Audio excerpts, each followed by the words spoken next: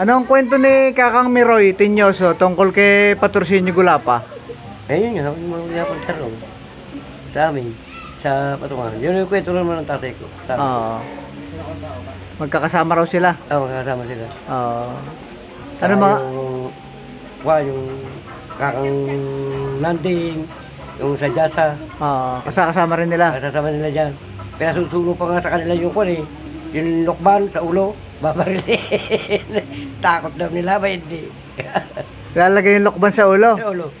Pinapasunong, tapos babarilin. Medyo. Inilagay naman. Hindi, wala naglagay sa kanila.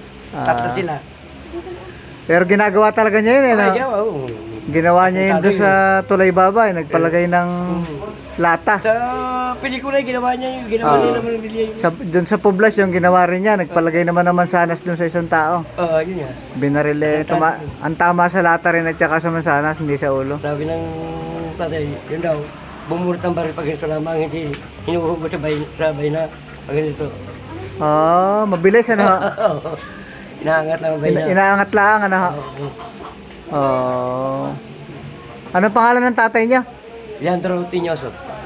Ang Anak ng Miroy. Anak ng Miroy Tinyoso, no? Kasamahan ni Gulapa sa patungan. Nung kapanahon ng mga guerrilla, no? Yung si Leandro kasama niya, no? Pati si Miroy kasama rin, ano? Tinyoso. Guerrilla sila nung panahon ng Tigapon. Ano pangalan niya? Totoy. Ilang taon na kayo ngayon? Ba, 66.